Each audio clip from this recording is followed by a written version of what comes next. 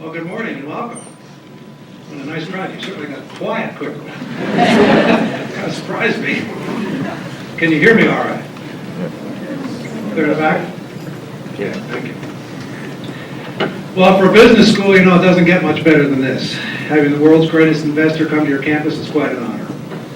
Warren Buffett is chairman of Berkshire Hathaway, a holding company whose investments range from Geico Insurance, American Express, and Coca-Cola, to Borsheim's jewelry store in his hometown of Omaha, Nebraska. Mr. Buffett has been described as the god of value investors and the Michael Jordan of the investing game. He began his first investment partnership in the mid-1950s with $100 of his own money. A few years later, he began investing in a struggling Massachusetts textile mill called Berkshire Hathaway. Through Berkshire, he started putting capital into other businesses, chiefly insurance, which generated cash streams for more investments, which have done very well indeed, as we all know. From a share price of about $18 in 1965, Berkshire today trades around $69,100 a share. I think I'm going to go out and buy about 100 shares. Over time, the company's annualized performance is more than double that of S&P 500, and Berkshire today is worth more than $100 billion. But Mr. Buffett is known as much for his unpretentious style as for his lofty success. He has become a champion of investors and is legendary for his aversion to corporate doublespeak. He is rare among CEOs in that he cheerfully admits his mistakes. 3 years ago, he wrote in his annual report that Berkshire would have done better if he'd simply had gone to the movies.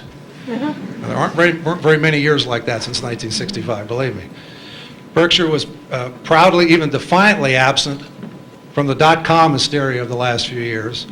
And now that the bubble has burst, as we all know, it's Warren Buffett who's having the last laugh. In his most recent letter to shareholders, he wrote, quote, "We have embraced the 21st century by entering such cutting-edge industries as brick, carpet, insulation, and paint. Try to control your excitement," unquote. You know, and personally, from reading his letters, I mean, it's just a joy. It's a business lesson in itself. I would encourage you, whenever you get an opportunity, to take one aside and read it carefully. You'll learn a tremendous amount. His wisdom and insights are so valued that some investors buy a share of Berkshire stock just so they can hear him at his legendary annual meeting, or as he calls it, Woodstock for Capitalists. He doesn't make speaking appearances often, and we are extremely fortunate to have him with us today. Earl Leonard of Coca-Cola and our distinguished executive in residence had a lot to do with that, Earl, and we're deeply indebted to you for helping to arrange this. Thank you very much. Our format today will be primarily questions and answers. Mr. Buffett will make some brief remarks at the beginning, and then we'll move into your phase. We will have a microphone set up over here. We would like you to come around. We're videotaping, so we'd like you to use a microphone, please. So go ahead and begin to line up over there to ask your questions. So would you please give a very warm welcome to the Oracle of Omaha, Warren Buffett.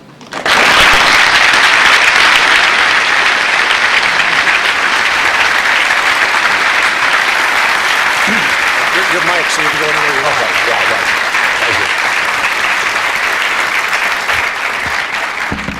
you. Testing. 1 million, 2 million, 3, okay.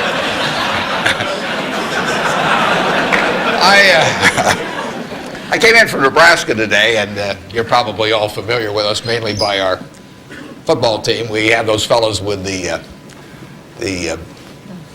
big white helmets with those red ends on them. I asked one of our starters the other day, what's the N stand for? And he said, knowledge. We make it tough on them, though. I mean, you don't coast through Nebraska just because you're a football player. They major in agricultural economics, and there's a 2-question final for all of the players. And first question is, what did old MacDonald have?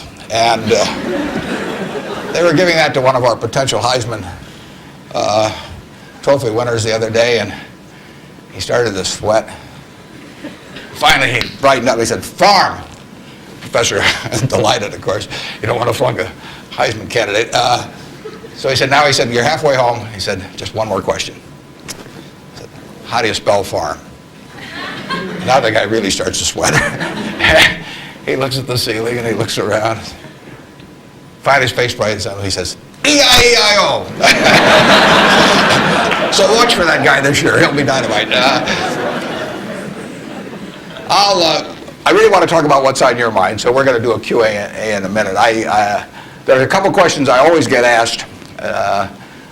People always say, well, who should I go to work for when I get out? And I've got a very simple answer. We may elaborate more on this as we go along, but the real thing to do is to get going and for some institution or individual that you admire. I mean, it's crazy to take in between jobs just because they look good on your resume or because you get a little higher starting pay. I was up at Harvard a while back, and a very nice young guy picked me up at the airport, Harvard Business School attendee, and he said, look, I went to undergrad here, and then I worked for X and Y and Z, and now I've come here.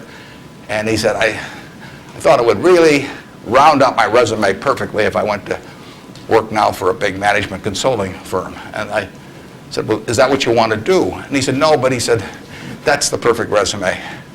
And I said, well, when are you going to start doing what you like? And he said, well, I'll get to that someday. And I said, well, I said, your plan sounds to me a lot like saving up sex for your old age. It just doesn't make a lot of sense. I told that same group, I said, go to work for whomever you admire the most. And I said, you can't get a bad result. You'll jump out of bed in the morning and you'll be having fun. And the dean called me up a couple of weeks later. He said, what'd you tell those kids? He said, they're all becoming self-employed. So you've got to temper that advice a little bit.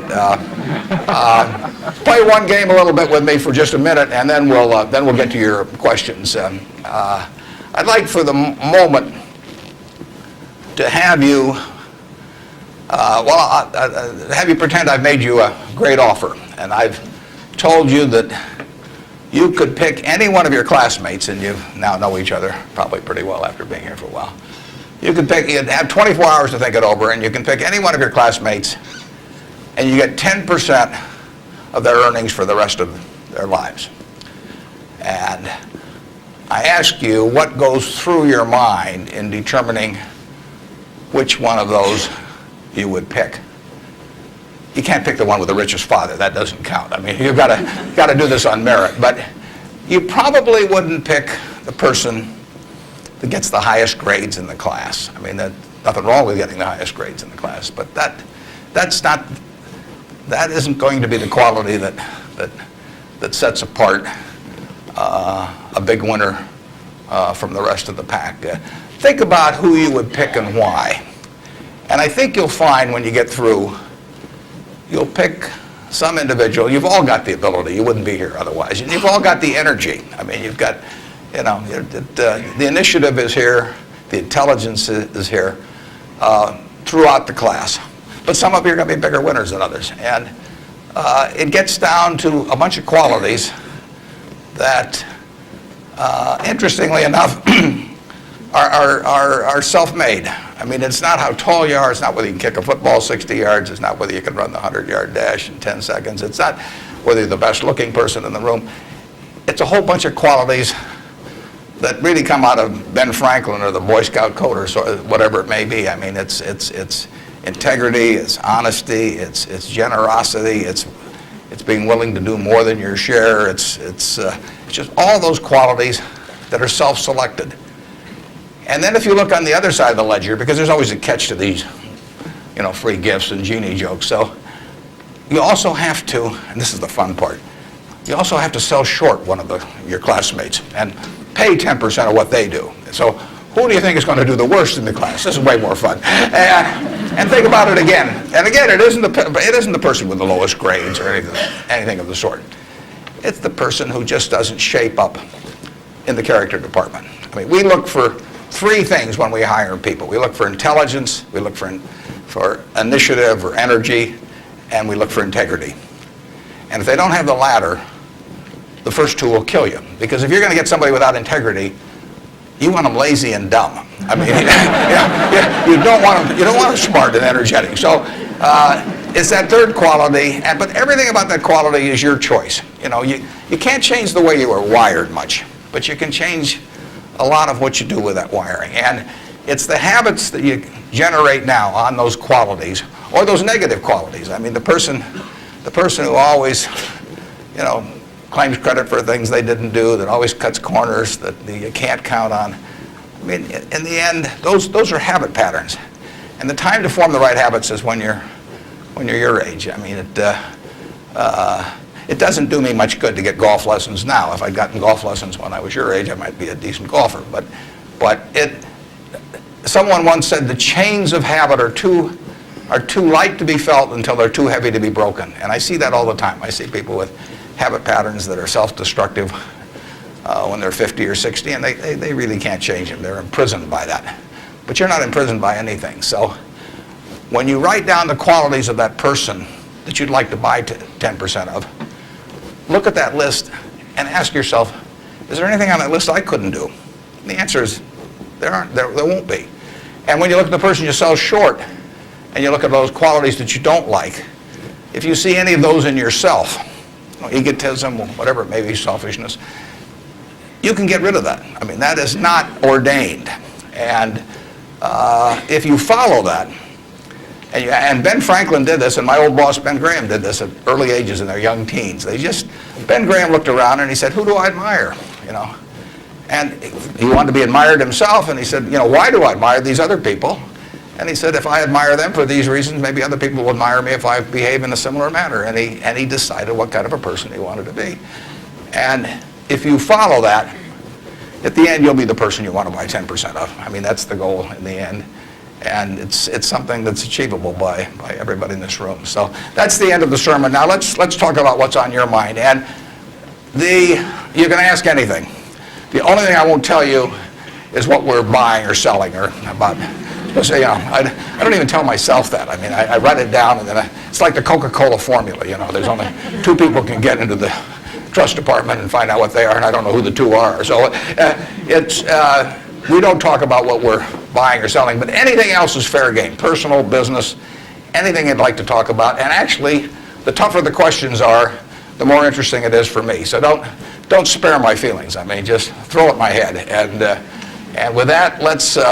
I guess we've got a microphone. Is this the only microphone, or is there one on this? This is the only microphone Okay. right here. To ask a question, you'll need to come down to this microphone. Just stand in line, and I'll be Regis Philbin, and you can. Yes. I have an old-fashioned belief that I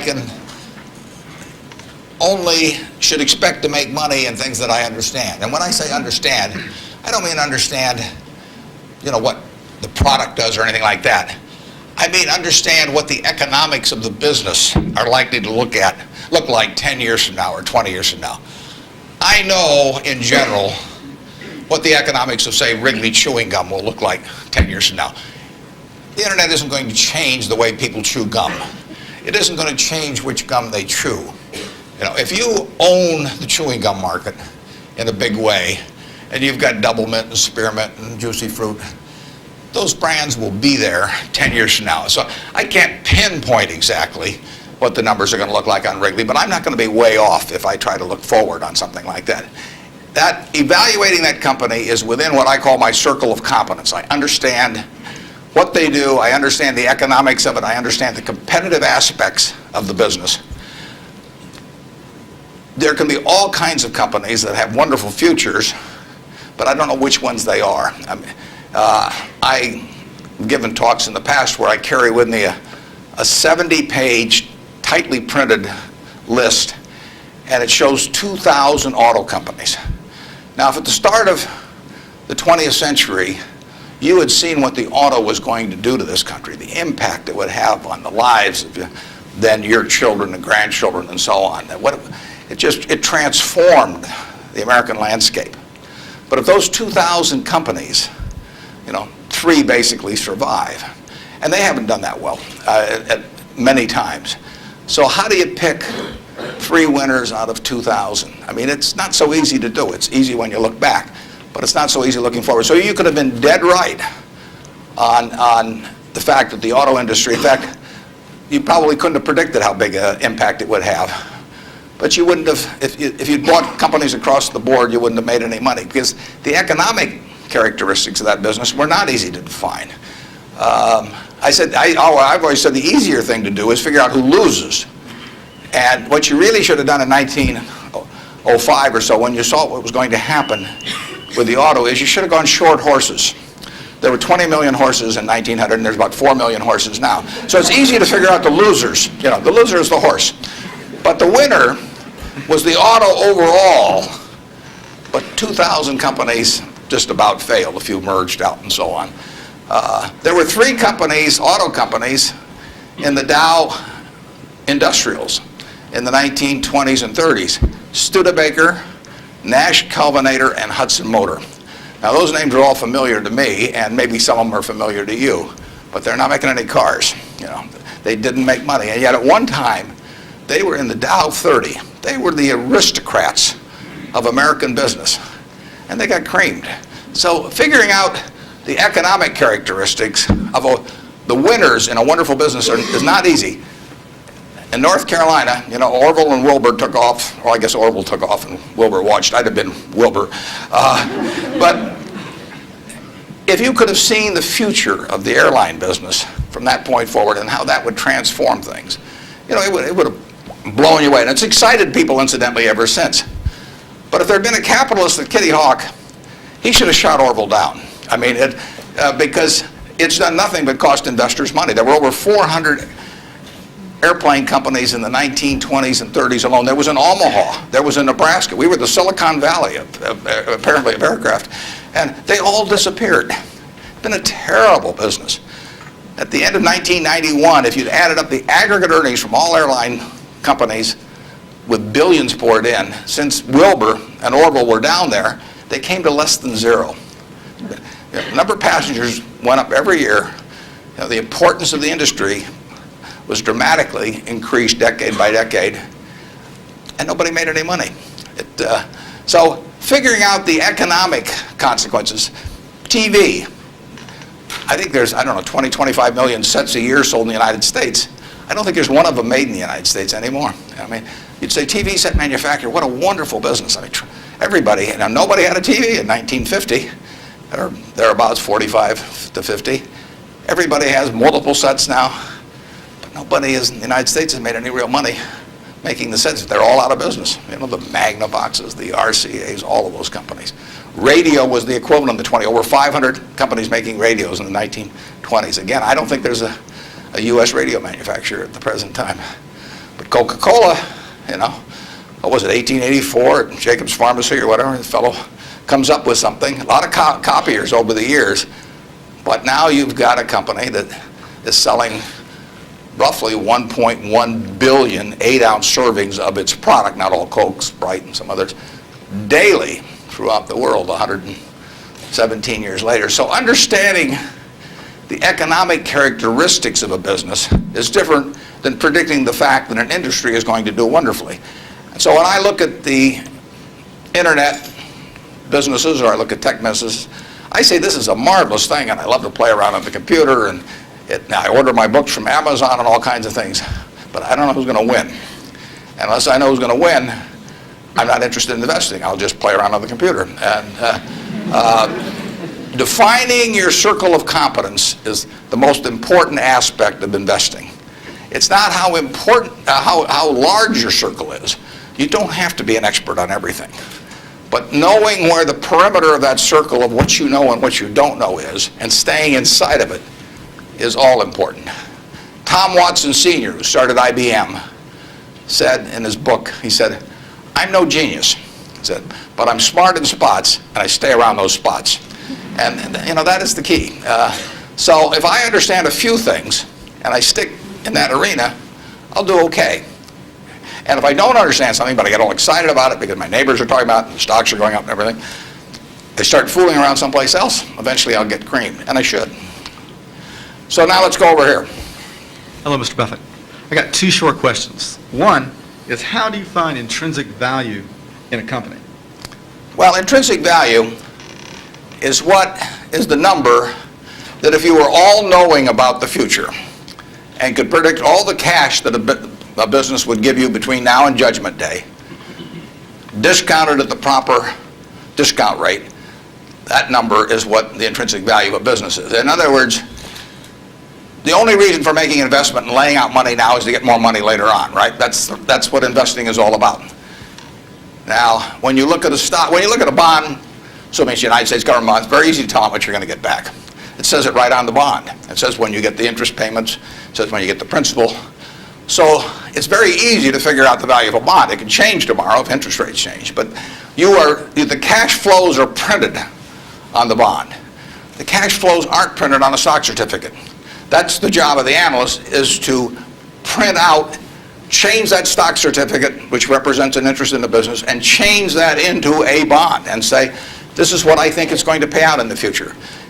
When we buy, some new machine for Shaw to make carpet, that's what we're thinking about, obviously, and you all learn that in business school. But it's the same thing for a big business. If you buy Coca-Cola today, the company is selling for about $110 to $15 billion in the market. The question is, if you had 110 or 15 billion, you wouldn't be listening to me, but I'd be listening to you incidentally. But the question is, would you lay it out today to get what the Coca-Cola company is going to deliver to you over the next 200 or 300 years? The discount rate doesn't make much difference as you get further out. And that is a question of how much cash they're going to give you.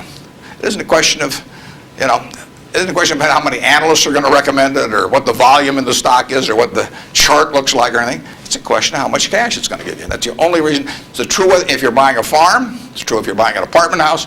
Any financial asset. Oil in the ground, you're laying out cash now to get more cash back later on. And the question is how much are you going to get, when are you going to get it, and how sure are you? And when I calculate intrinsic value of a business, when we buy businesses, and whether we're buying all of a business or a little piece of a business, I always think we're buying the whole business because that's my approach to it. I look at it and say, what will come out of this business and when? And what you really like, of course, is them to be able to use the money they earn and earn higher returns on it as you go along. I mean, Berkshire has never distributed anything to its shareholders, but its ability to distribute goes up as the value of the businesses we own increases. We can compound it internally, but the real question is, Berkshire selling for, we'll say, 105 or so billion now. What can we distribute from that 100? If you're going to buy the whole company for 105 billion now, can we distribute enough cash to you soon enough to make it sensible at present interest rates to lay out that cash now? And that's what it gets down to. And if you can't answer that question, you can't buy the stock. You can gamble in the stock if you want to, or your neighbors can buy it. But if you don't answer that question, and I can't answer that for internet companies, for example. There are a lot of companies, there are all kinds of companies I can't answer it for, but I just stay away from those. Number two. So you got formulas involved in finding intrinsic values on certain companies. I mean, you've got a mathematical system set up. Discounted present value of future cash, yeah. Okay. Second short question is, why haven't you written down your set of formulas or your strategies in written form so you can share it with everyone else? Well, I think I actually have written about that. If you read the annual reports over the recent years, in fact, the most recent annual report, I use what I've just been talking about. I use the illustration of Aesop. Because here Aesop was in 600 BC. Smart man, wasn't smart enough to know it was 600 BC, though. I mean, would take a little foresight. But Aesop, in between tortoises and hares and all these other things, he found time to write about, birds. And he said, a bird in the hand is worth two in the bush. Now, that isn't quite complete, because the question is, how sure are you that there are two in the bush, and how long do you have to wait to get them out? Now, he probably knew that, but he just didn't have time because he had all these other proverbs to write and had to get on with it. But he was halfway there in 600 BC. That's all there is to investing, is how many birds are in the bush, when are you going to get them out, and how sure are you? Now, if interest rates are 15%, roughly, you've got to get two birds out of the bush in 5 years to equal the bird in the hand. But if interest rates are 3%, and you can get two birds out in 20 years, it still makes sense to give up the bird in the hand, because it all gets back to discounting against an interest rate. Problem is, often you don't know, not only how many birds are in the bush, but in the case of the internet companies, there weren't any birds in the bush. But but they still take the bird that you give them if in the hand. But I actually have written about this sort of thing, and stealing heavily from Aesop, who wrote it some 2,600 years ago, but I've been behind on my reading. Yeah. Good morning. I know you're famed for your success, but I was curious if there were any particular moments in your life that, or mistakes or failures that you've made that were particularly memorable, what you may have learned from them, and if you had any particular advice for the students here in dealing with discouraging circumstances. Yeah, I've made a lot of mistakes. Biggest mistake, well, not the biggest, necessarily the biggest, but buying Berkshire Hathaway itself was a mistake, because Berkshire was a lousy textile business, and I bought it very cheap. I'd been taught by Ben Graham to buy things on a quantitative basis. Look around for things that are cheap. And that I was taught that, we'll say in 1949 or 50. It made a big impression on me. So I went around looking for what I call used cigar butts of stocks. And the cigar butt approach to buying stocks is that you walk down the street and you're looking around for cigar butts, and you find this, on the street, this terrible looking, soggy, ugly looking cigar, one puff left in it. But you pick it up and you get your one puff. Disgusting, you throw it away, but it's free. I mean, it's cheap.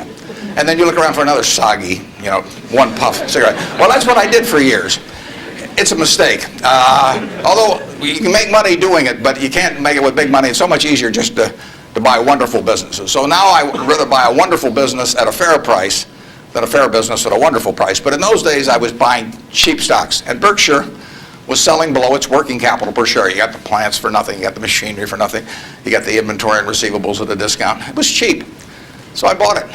And 20 years later, I was still running a lousy business, and that money did not compound. You really want to be in a wonderful business, because the time is the friend of the wonderful business. You keep compounding, it keeps doing more business, and you keep making more money.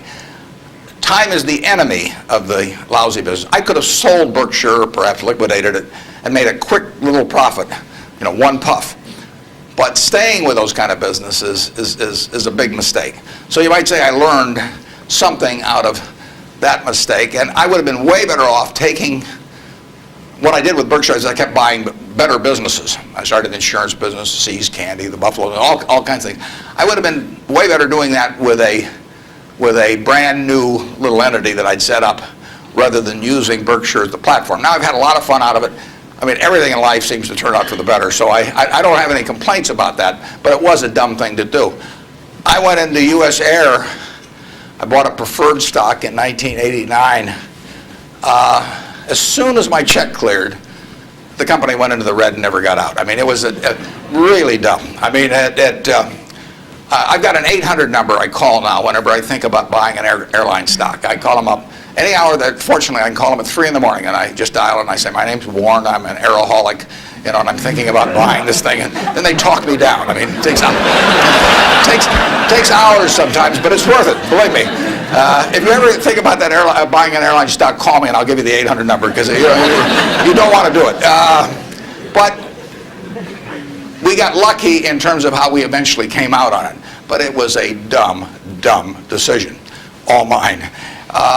And I've done biggest in terms of opportunity cost and eventual costs. I bought half interest in a Sinclair filling station when I was about 20 with a guy I was in the National Guard with. And I had about $10,000 then, and I put $2,000 in, and I lost it all. So that was 20%, and that means that the opportunity cost is now $6 billion of that filling station, which is a big price to pay for, getting to wipe a few windows and a few windshields and things like that. So actually, I like it when Berkshire goes down, because it reduced the cost of that mistake on an opportunity cost. But the biggest mistakes we've made by far, I've made, not we've made, biggest mistakes I've made by far are mistakes of omission and not commission. I mean, it's the things I knew enough to do, they were within my circle of competence, and I was sucking my thumb. And that is really, those are the ones that hurt. They don't show up anyplace.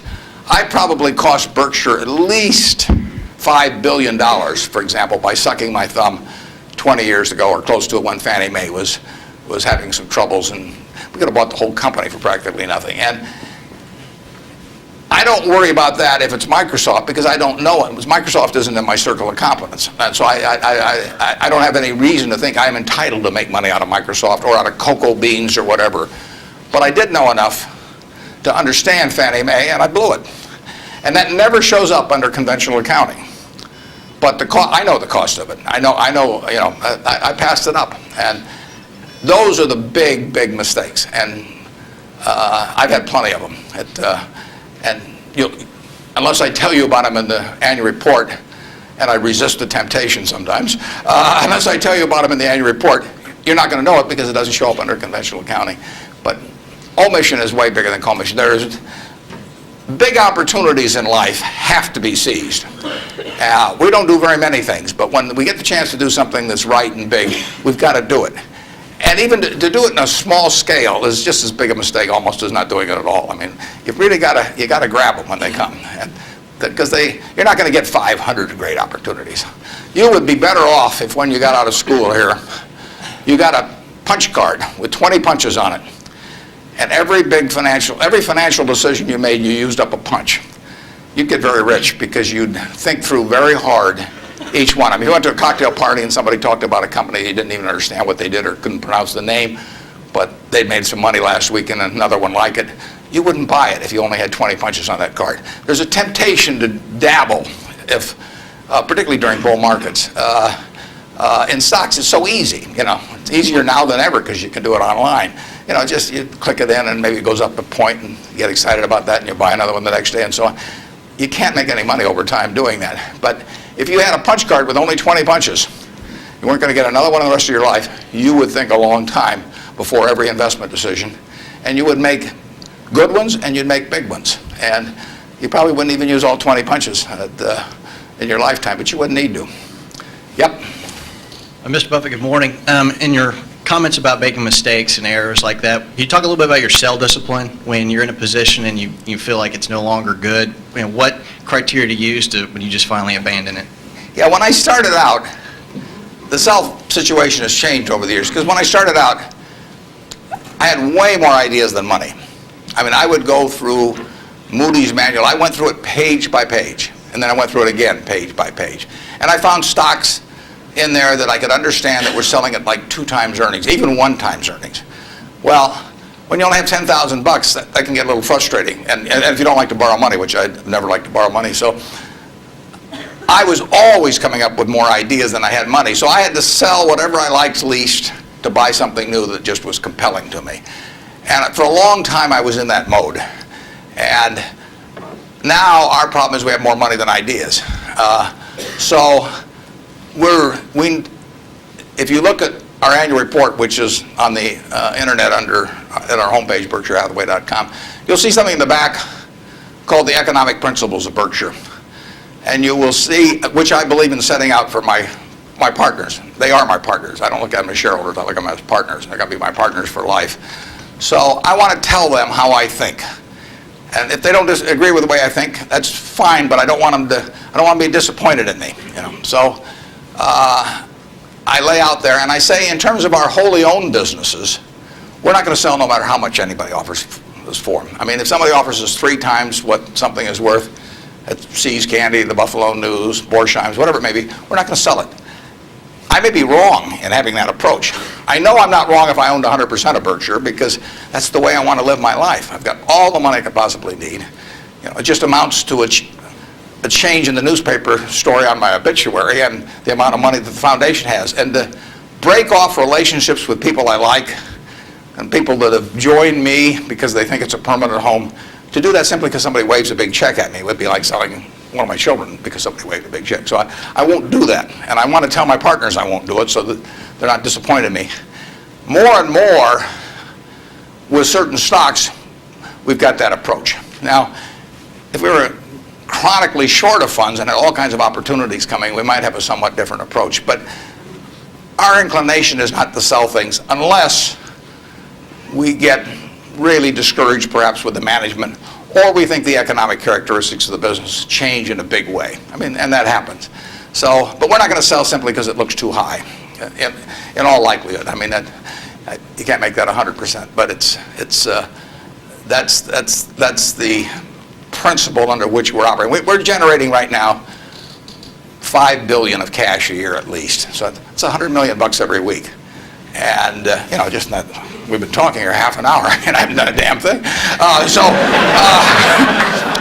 It's, the real question is how do you put it out intelligently? And if we were selling things, it'd be just that much more. So there may come a time when that would change. But we want to, and I have shareholders, partners, who would say, if you can get 3 times what See's Candy's worth, why don't you sell it? And that's why I want to be sure before they come in, they know how I think on that. I mean, they're entitled to know that. You really think for a minute, if you're going to get married, and you want a marriage that's going to last. Not necessarily the happiest marriage, or one that Martha Stewart will talk about or anything, but you want a marriage that's going to last. What quality do you look for in a spouse? One quality. Do you look for brains? Do you look for humor? Do you look for character? Do you look for beauty? No. You look for low expectations. I mean, that is the marriage that's going to last. Both have low expectations. I mean, and I want my partners to be on the low side on expectations coming in because I want the marriage to last. It's a financial marriage when they join me at Berkshire, and I don't want them to think I'm going to do things that I'm not going to do. So that's our guiding principle. The advice is all free, and your marital advice, everything else. Next. Good morning. Mr. Buffett, I have a question regarding evaluation of the soundness of investment. In recent years, it appears that the use of tax sheltering in corporation is increasing, and such, reputable companies like UPS and others are involved in court battles over shelters with IRS. And as we know, most of these transactions are fairly artificial, but yet there is a profit there. From the investor perspective, do you think it's beneficial for investor that the company that they invest are involved in those shelters? And if so, do you think it would be helpful if those transactions are disclosed in statements, meaning the notes to statements? I'm not sure I got that 100%. George, could you? I will repeat. Earl, did you? Shortly. If you think that involvement of corporations that you invest or anybody for that matter invest in tax shelter, which is by some definition... tax shelters? Right. I've never used one. I'm not saying so. I'm asking if you know that corporation is involved in such activity that is beneficial in short term, would you think that that's helpful for investors? Well, there are perfectly legal ways to shelter taxes. I mean, we did and still do, but we were one of the earliest ones to go in for low-income tax housing credits. In fact, I met with first President Bush about that one, and that benefits us to a mild degree. It's not a big element of Berkshire. I mean, it's peanuts in terms of Berkshire's overall value, but it is a congressionally ordained tax benefit. I wouldn't call it exactly a shelter. It's a tax benefit that Congress has decided they're willing to offer businesses, and because they think it's the best way to generate low-income housing. So we participate in something, but it's not a big factor in what we do. And but there's nothing wrong with that. And then if you get into tax evasion, I mean, that's a whole different game. At that point, they ought to go to jail. But certain businesses, some insurance companies are reincorporated in Bermuda, and you can save a lot of taxes. You have to meet certain other tests which we wouldn't want to meet. But if we were willing to meet those other tests, there's nothing illegal or immoral about us moving to Bermuda. We're not going to do it. And but if the restrictions weren't there, I mean, the tax code is the rule book, and you follow the rule book. I think some of the things people do in terms of bending that rule book get very close to fraud, and sometimes cross the line into fraud. And when they do, I think they ought to be prosecuted. But that's another game. And Incidentally, there has been more pushing on that, I would say, in the last 5 years, and certainly was my experience earlier. And there are more,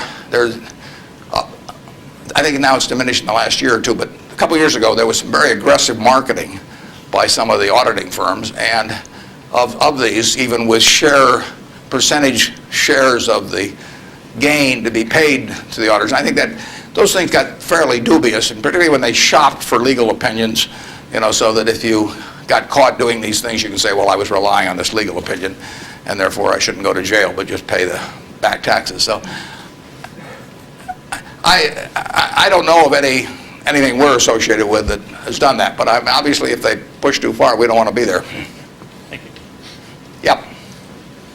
I was curious, with the large number of people you now have with tremendous amounts of wealth, what do you think of the current state of philanthropy? Well, I'll be out this week. Actually, I'm going to a Coca-Cola meeting, and I'm flying out to Seattle and talking to the United Way group out there. Seattle United Way raises more per capita, I believe, than any United Way in the country. And Bill Gates will be there. We're talking jointly. His mother was very active in United Way. But Bill is going to give away over $1 billion a year.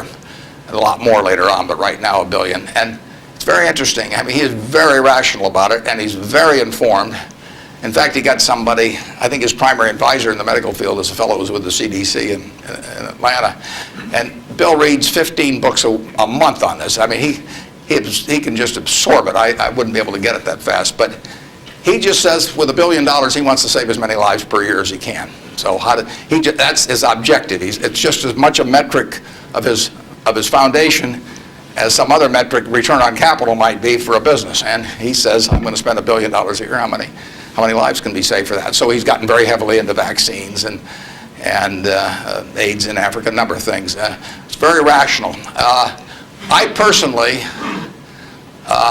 think all of my 99-point-something% of my net worth will go to a foundation after the latter of my wife and I die. I mean, it's all going to go to a foundation. As far as I'm concerned, I got it from society. It's going to go to society. I've written a letter to my trustees, and I've got very few trustees. If you got a whole bunch of trustees, in my view, they just homogenize themselves down to sort of a lowest common denominator, because you get 30 people in a room, and prestigious people, but they'll all have their particular alma mater, and they'll all have their particular hospital, and it'll become a big trade-off game. It'll be a little like Congress. So I have very few people, and I don't give them anything specific, because I tell them their judgment above ground will be better than my instructions from 6 feet underground. So I don't like to think that, but it's true. So I tell them, look, the society are the ones that don't have a natural funding constituency or are just damned intractable and very difficult to solve. So I tell them I am not going to haunt them at all if they spend big money on some terribly important problem and they fail, because they're taking on tough problems. When I buy businesses, I'm buying easy businesses. But the reason that big problems of society are big problems is that they're damn tough to solve. So they're swinging at bad pitches. I'm swinging at easy pitches in business, but they have to swing at bad pitches. But I tell them I want them to try and do it. And if they fail, it doesn't bother me at all. I tell them if they give $1 million here and $1 million there and $1 million there, they're not going to sleep, because I'm going to be haunting them. I'm going to come back every night. I do not want the eyedropper approach used to philanthropy.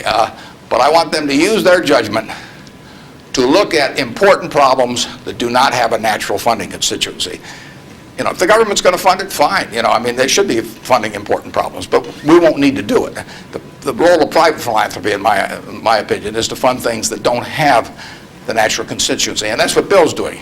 There aren't a bunch of people around that you can make an emotional appeal to make vaccines available to millions and millions of kids around the world. It doesn't tug at anybody's heartstrings. You can't name buildings after them.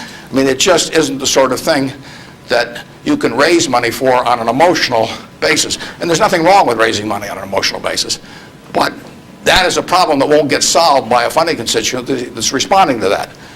But Bill is responding to what in his mind is the important thing, which is saving lives, and he doesn't care whether he gets his name on a building, or whether anything happens, or whether anybody knows about it. I mean, he gets publicity just because of the scale he's on, but he doesn't care about that, I can promise you that. So that's my philosophy, is that I got this money not because I'm a superior human being, not because I've done more for society than other people. I was wired the right way to be dropped into the United States at this particular time. I mean, it's a huge capitalistic society, and I'm wired, no credit to me, but I just born that way, so that I'm better at asset allocation than other people to some degree. Just like other people are better at all kinds of other things. And I was with two teachers out at Sun Valley that are doing more for society than I am, and this market system does nothing for them. Market system does all kinds of things for me. Gates says if I'd been born 5,000 years ago, I'd have been some animal's lunch, because I can't run very fast, and I can't climb trees. I mean, and I could tell that animal was chasing me, wait till you see how I can allocate assets, But it wouldn't have made any difference. So here I am, I'm born now, just very, very lucky. And the odds when I was born in 1930, the odds were 50-1 against me being born in the United States. That's a terrible set of odds to face. And yet I was dropped down here, And if I'd been dropped down in Peru or someplace or China, I mean, I wouldn't have had a chance. So society is what does it for you. And it should go back, in my view, it should go back to society. If you've been lucky enough to be dropped into a society where your particular wiring pays off big, that's just luck. And there's nothing wrong with being lucky. I don't feel guilty about it or anything else, but I also don't feel that, I feel I have a lot of fun doing what I do, but I feel the money should go back into society, and it should go back as intelligently as it can. And the best way to do it intelligently is to have high-grade and intelligent people administering it at the time. And you don't know the problems that are going to be out there 10 years from now, or 20 years from now, or 30 years from now. But I do know if I've got a small number of high-grade, smart people, and high-grade is more important. If you gave me 20 extra points of IQ, but cheated a little on the high grade, I wouldn't take it, because they got to be. There's so many chances to do things in a petty way, or to try to. I mean, people get subverted in their own minds to their own interests rather than the interests of the institution. So I really want super high-grade people doing it, and I've got them.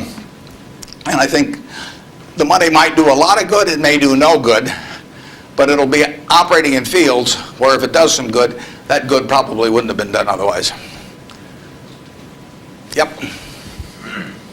I was just wondering, there's a lot of differences between the recent boom and bust in the stock market and the one in the 1920s. But there's also a lot of similarities, and those similarities are allowing people to draw the conclusion that stock prices will be depressed for some time to come.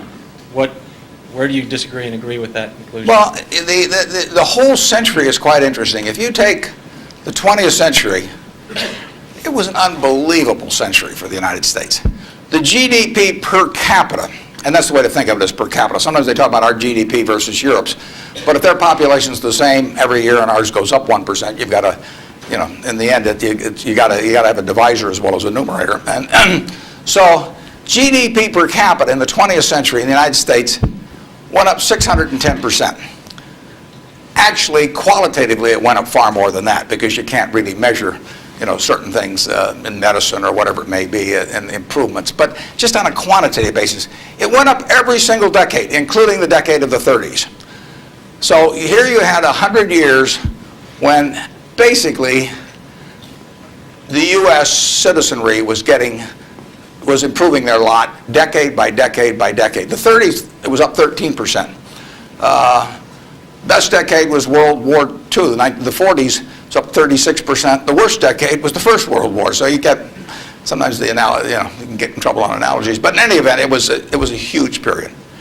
Interestingly enough, there were 6 big periods in there for the stock market in both directions. There were 3 big bull markets. From 1900 to 1921, the Dow went from 66 to 71, less than a 10% move in 20 years, less than 0.5% a year. You got dividends too, but 0.5%. So it didn't move.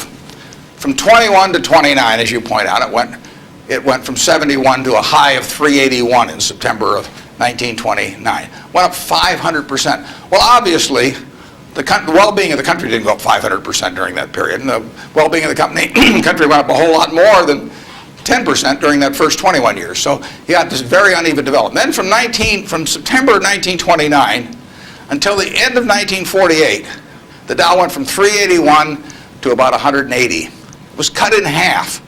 And that was 18 long years. And yet the per capita GDP was moving right up during this whole period. So the economy was doing fine. From 48 to 65, the Dow went again from about 180 up to close to 1,000. Again, 5 for 1, which was far outstripping it. From 65 to 81, the Dow went down, literally. Well, again, per capita GDP. And then we've had this last period where it's gone up terrifically. If you take the whole 100 years, it went up 180 for 1. Every $1,000 became 180,000.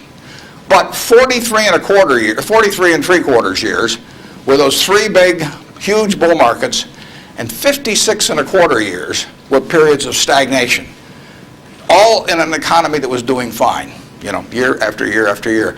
56 and a quarter years, net, the Dow was down a couple hundred points during that period, and the other 43 and 3/4 years made up the rest of this move from 66 to 11,000 some on the Dow. So you say to yourself, how could it be that you could have a country that was doing better and better and better and better? Citizens were living, every generation was living better than the one that preceded it. But you had these huge changes, big gains a few times, long periods of stagnation. 20 years, I mean, that's a long time to do nothing.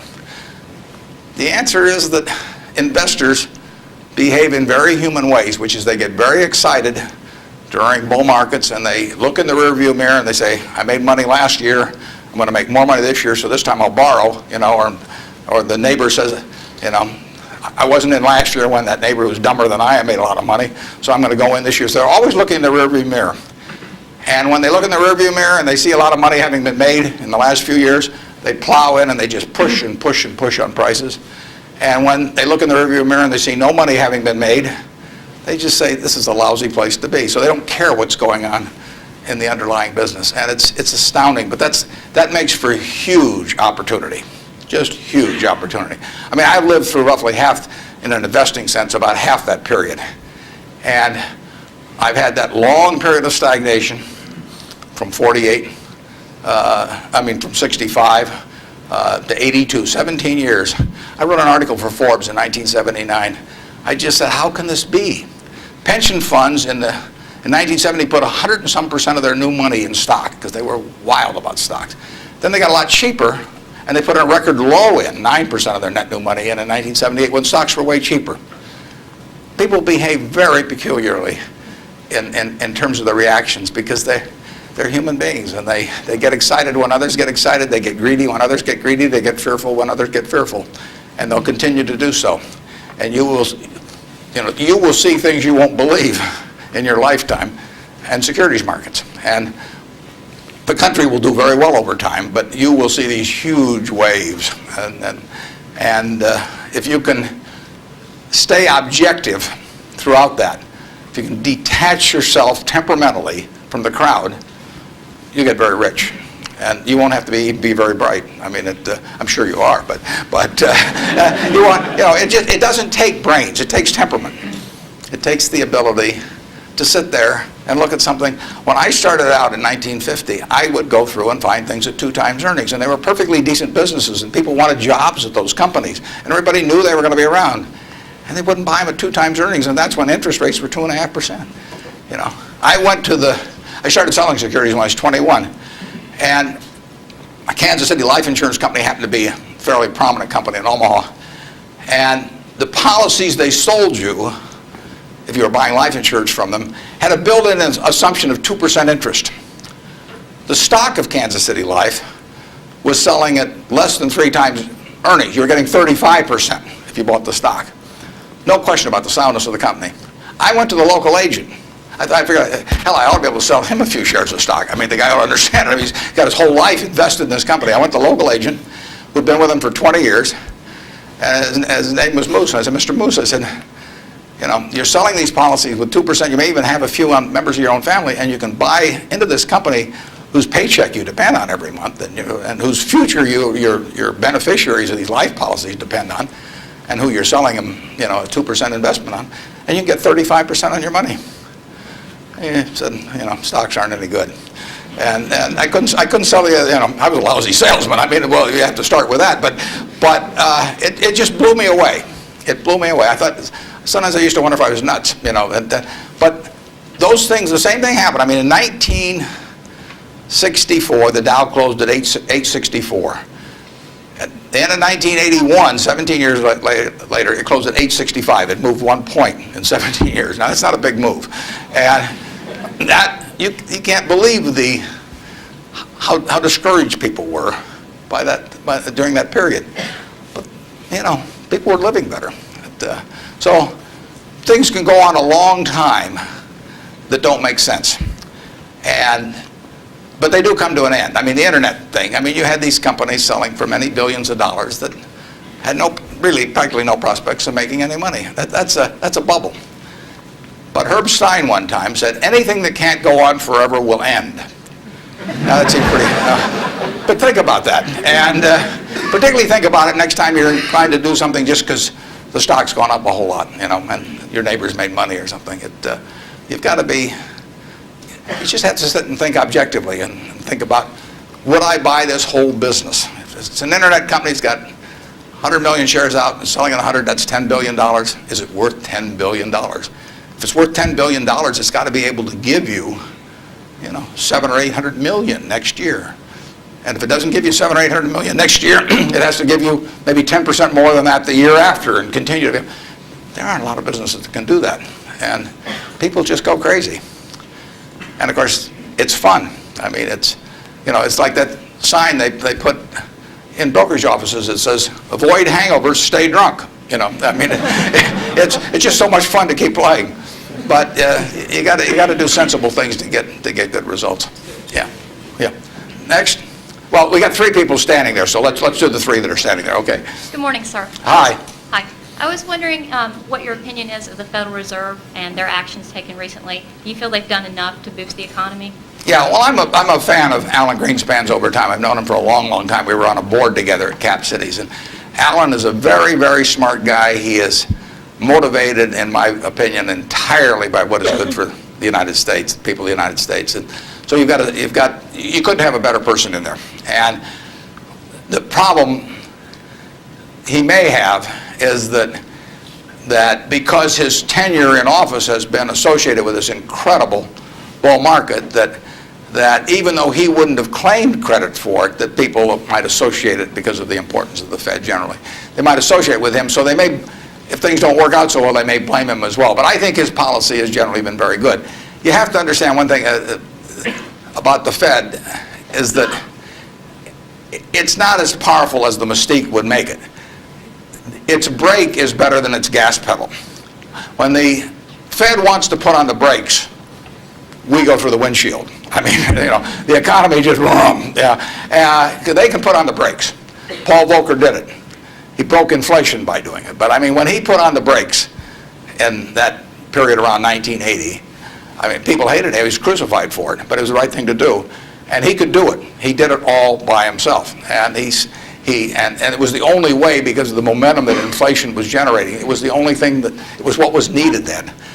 Enormously unpopular. It's much harder for a Greenspan to put on the brakes because nobody wants him to put on the brakes, plus he's so visible. But he's put them on sort of gradually. But stepping on the gas pedal, he does not necessarily get the same result. It may help, but there are 1,000 other variables operating.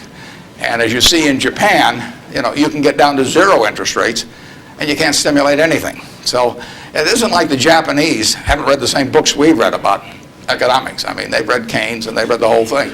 So we're not smarter than they are. We don't have any secrets they don't have, but they don't know how to get their economy going. And, you know, their GDP there has been gone no place, you know, in the last 5 years, and there's still problems around. So easy money doesn't solve everything, but Greenspan could very well get blamed for the fact that he hasn't solved everything, and it's just not in his power to solve it. He can help in various ways, but I don't think you could have anybody better, and I think he's done the right thing to this point, but the right thing may not be quite as effective as people may hope that it would be. In economics, you always want to ask, and then what? You'll read in the paper, well, what happens if the Japanese start selling our government bonds, or what happens if they dump the dollar? They can't dump the dollar. There's no way to dump dollars. You can, or at least dollar assets, because if the Japanese want to sell our government bonds, if they sell them to us, they get a time deposit or a demand deposit at Citi, or they still own a dollar asset. If they sell them to the French, they may get some assets from the French, but now the French have it. I mean, the only way you can reduce foreign investment in the United States is to change it around so they're consuming more than we're consuming from them. I mean, when we buy a television set from Japan, if we buy more television sets from them than they buy equivalent consumables from us, the exchange, what balances things is we give them some investment type asset, whether it's cash or a U.S. government bond or our stocks or our movie studios or our real estate or different things. And the only way that reverses is when we start running a trade surplus, which we're miles away from. So logically, if you read classic economics, you would believe that our currency would have been weaker over the recent years, and that it would be weak now. But there are other things operating, and that's one of the problems about economics, is there's never just one variable. There's usually hundreds of variables, and they operate with different impact at different times. I mean, it's not like a physics formula. I mean, I guess it would be if you got into the Heisenberg principle or something like that. But the formula has a lot of the same variables year after year, but the relative importance of those variables and how they interact with each other is never exactly the same. And that's what we find out, the Japanese find out, everybody finds out. And foreign currency, or the value of our dollar and currency rates, are defying what you would expect based on history. But as somebody said, if history were a perfect guide, the Forbes 400 would all be librarians. They just go and look it up in the books, and they'd always know all the answers. But history doesn't repeat itself, as Mark Twain said. History doesn't repeat itself, but it rhymes. I mean, things come back, but they don't quite come back in the same form. And we'll understand all this perfectly in a few more years, why the dollar's behaved the way it has. But I think it would be useful net for the U.S. if the dollar were less strong. Yes, Mr. Buffett, thanks for taking my question.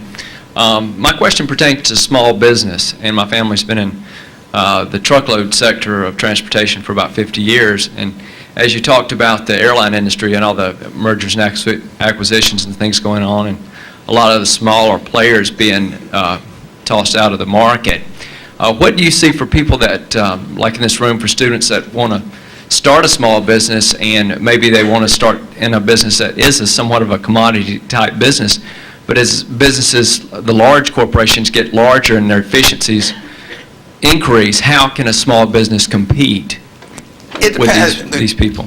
Yeah, in many areas, small businesses have an advantage. In other businesses, scale has a huge advantage. And I mean, you don't want to be a tiny carbon steel producer. On the other hand, when mini mills came along and learned how to use scrap more effectively than the older methods of making steel, they actually had an advantage. So scale is a huge advantage in some businesses.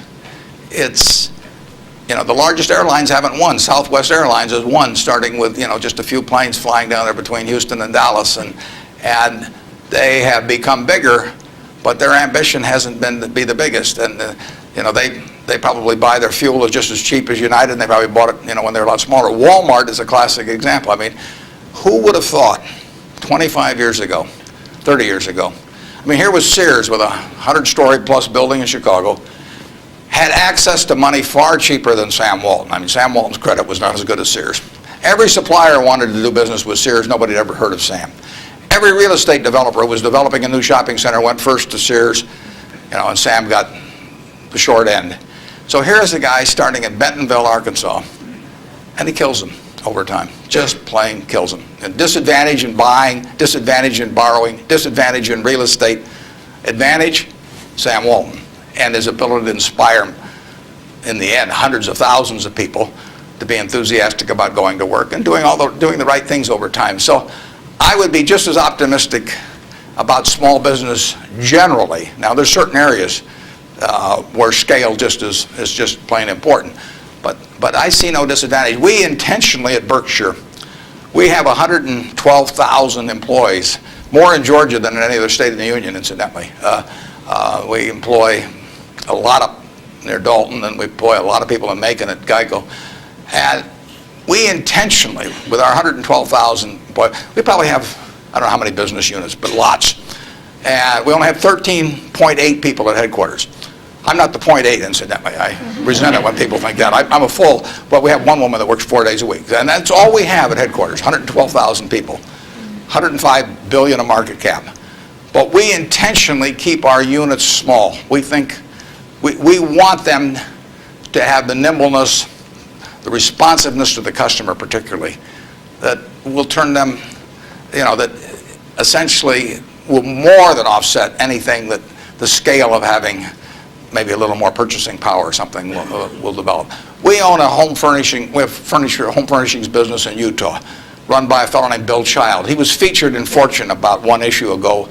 The cover story was God in Business. Bill was the #1 illustration. Bill took that business from his father-in-law when it was doing $250,000 a year, and he now has over half the business in Utah in his field, about close to $400 million. He built it by thinking about the customer. And the truth was, he was competing with Sears, he was competing with Levitt's, was a huge furniture retailer in the past. He was competing with everybody. But all he thought about from the moment he got up in the morning was, how do I take care of my customer? And that wins. We have a business in Omaha, some of you may have heard of. It's the largest home furnishing store in the world. In Omaha, which only has a SMSA of 650,000 people. It's on 72 acres. It does $325 million in one location, which happens to be $500 for every man, woman, and child in the SMSA, but it draws from beyond that. That business comes about, or has resulted, from an investment of $500 in 1937 by a woman who walked out of Russia in 1921. She walked out, got on a peanut boat, landed in Seattle with a tag around her neck. She couldn't speak one word of English. The American Red Cross looked at the tag, it said Fort Dodge, Iowa. They got her to Fort Dodge, Iowa. She couldn't pick up the language. She was there 2 years. She said she felt like a dummy. So she came to Omaha because there were other Russian Jews there and she'd at least have somebody to talk to. Her little girl started school, Frances. Frances would come home at night and teach her mother the words she learned in school that day. That's how this woman, Rose Blumpkin, learned the English language, but from her daughter from kindergarten on, teaching her the words. She brought 7 siblings over from Russia, one at a time, $50 every time she saved $50. She sold used clothing and other works. She got her 7 siblings over, her mother and father, and by 1937, 16 years after she got here, she saved $500. She got on a train, went to Chicago, to the American Furniture Mart, which was this huge, impressive thing. She was smart as hell, but she thought like a peasant in a way, and she saw this building and she decided to name her company the Nebraska Furniture Mart. She went in and bought $500 worth of, she bought about $2,000 worth of merchandise.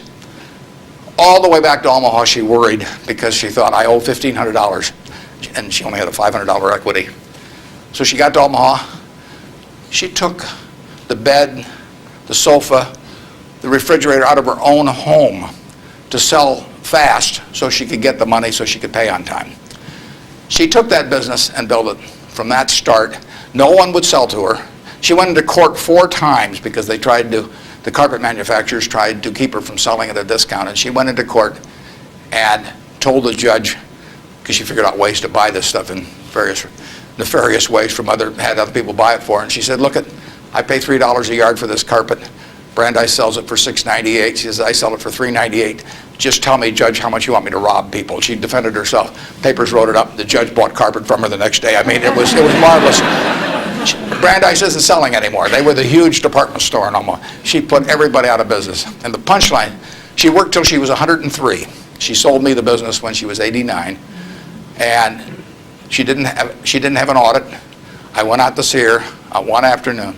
I took a check out with me because I knew she wanted to do something. And I said, Mrs. B, here's the money. I said, I don't need an audit. Just tell me whether you owe any money. She said, I've never owed any money since I owed those guys back in 1937. And she said, it's all free and clear. She'd never seen a balance sheet. She didn't know what accounting terms meant, but she understood the nature of the business. And I told her, I said, I'd rather have your word, than an audit from every one of the big 6 or big 8 or whatever there were the number at the time of the top auditing firms. And she worked till she was 103. She died at 104. She had 3 siblings at her funeral. I mean, those are some genes. Her son works there now. He's 82 or 3, and the 3 sisters are all alive. But the punchline is, she couldn't read or write.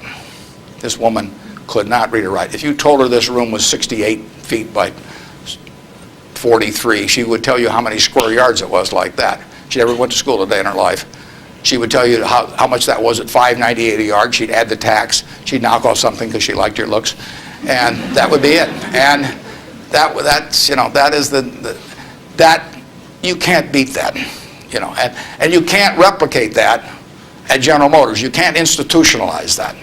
The person who brings that kind of drive to a business and does it day after day and thinks about their customer, and that's all she did. She raised 4 kids in the process too, but you can't. It can't miss. And no, you don't have to worry if you're an entrepreneur. In most fields, there's some fields where you can't do it because there are scale aspects to it. But in most fields, you'll kill people. Bob Shaw did that with Shaw. Nobody ever heard of Shaw in carpet 30 years ago, and he's got 40% of the carpet business in the country. So it's a great field of opportunity out there, and I don't know about trucking specifically, but I wish you the best on it. And you won't be at a disadvantage in many fields if you're small, and you'll actually have an advantage. George, thank you.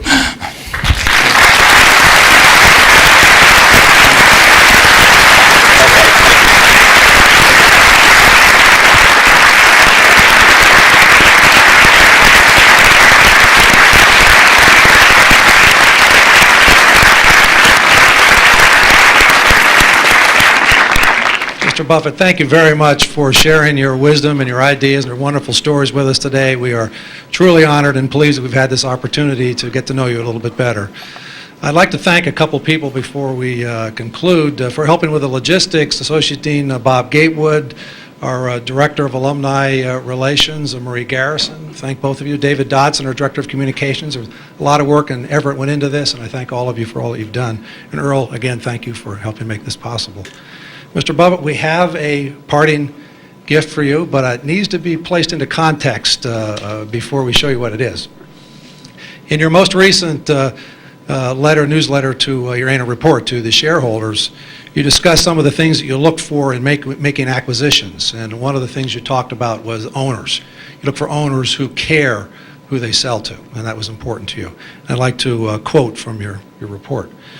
When a business masterpiece has been created by a lifetime or several lifetimes of unstinting care and exceptional talent, it should be important to the owner what corporation is entrusted to carry on its history. A little bit further down you say, how much better it is for the painter of a business Rembrandt to personally select its permanent home than to have a trust officer or uninterested heirs auction it off. Well, we believe that many of these words apply to you as well. You too have created a business masterpiece. You too have created a Rembrandt. What we have today is a lighthearted portrait, a lighthearted characterization that we hope captures some of the business milestones in your career, and we hope also captures some of that quick-witted humor that you demonstrated today. It was painted by a good friend of ours and a well-known artist, lives here locally, Alan Campbell. Alan is with us, and he will help unveil it today. Alan, please come down. Now, when he unveils this, please understand that you're not going to be able to see the detail of this from where you're sitting, but we would invite you to come down and walk past it as you leave today. Alan. If you're going to speak, come over to the microphone, please.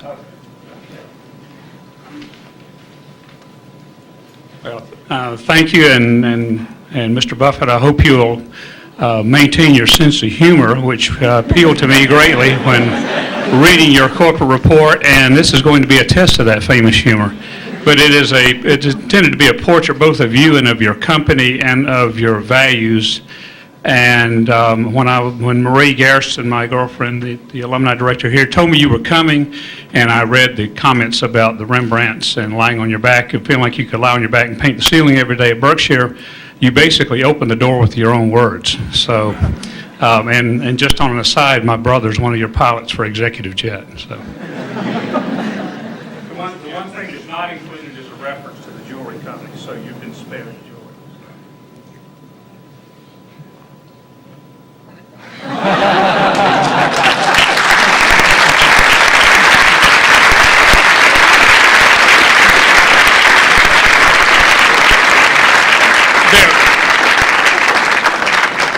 This is based on a very famous Rembrandt self-portrait, if anybody's information. Mr. Buffett will sign autographs. If you've got books with you you'd like him to sign, we'll set up a table down front here as for the next 15 or 20 minutes. If you'd like to take a picture, if you've got a camera with you, please come on up. Don't hesitate. And thank you all for coming and participating today. It was a wonderful event. Thank you very much.